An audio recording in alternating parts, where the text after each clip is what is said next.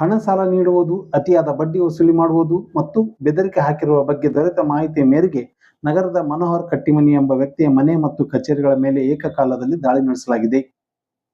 ಈ ದಾಳಿಯಲ್ಲಿ 150 ಚೆಕ್ಗಳು, 65 ಖಾಲಿ ಬಾಂಡುಗಳು, 9 ಪಾಸ್ಬುಕ್ಗಳು, 11 ಚೆಕ್ ಪುಸ್ತಕಗಳು, 5 ಎಟಿಎಂ ಕಾರ್ಡ್ಗಳು, 3 ಪ್ಯಾನ್ ಕಾರ್ಡ್ಗಳು, ಸುಮಾರು 60 ಲಕ್ಷ ರು ಮೌಲ್ಯದ ಚಿನ್ನ ಸೇರಿದಂತೆ ಅಪಾರ ಪ್ರಮಾಣದ ಹಣವನ್ನು ವಶಪಡಿಸಿಕೊಳ್ಳಲಾಗಿದೆ.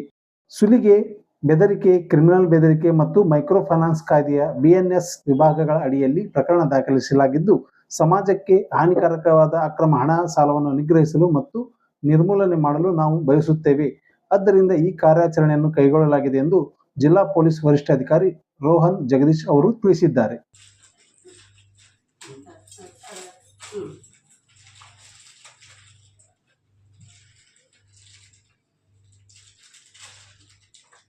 ಪ್ಲಾಸ್ಟಿಕ್ ಡಬ್ಬಿ ಐತಿ ನೋಡಿ, ಕಂಟೈನರ್ ಬಾಕ್ಸ್ ಐತಿ.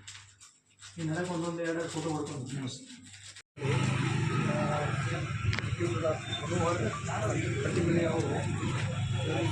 ಆಫೀಸ್ ಇದೆ.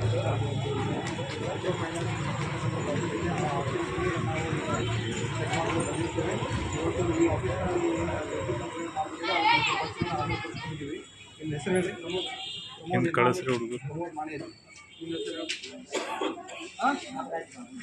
ನಾಗರಾಜ್ ಬಾರೂಡಿ ಇವರಿಬ್ಬರು ಮಂತ್ರಾಗಿ ಇಲ್ಲಿ ಹಾಜರಿದ್ದಾರೆ ಹಾಗೂ ಅವರು ಪಂಚನಾಮೆ ಮಾಡಿಕೊಳ್ಳಿಕ್ಕೆ ಹೋಗಿದ್ದಾರೆ. ಅದೇ ರೀತಿ ನಮ್ಮ ARCS ಆಫೀಸಿಂದ ವೆಂಕಟೇಶ್ ಎಲ್ಲೂ ಸಹ ARCS ಆಫೀಸಿಂದ ಅಧಿಕಾರಿಗಳು ಕೂಡ ಇಲ್ಲಿ ಹಾಜರಿದ್ದಾರೆ. ನಾವು ಹೊರಗಡೆ ಹೋಗಿ DSP ಸಾಹೇಬರ ಸಮ್ಮುಖದಲ್ಲಿ ಏನು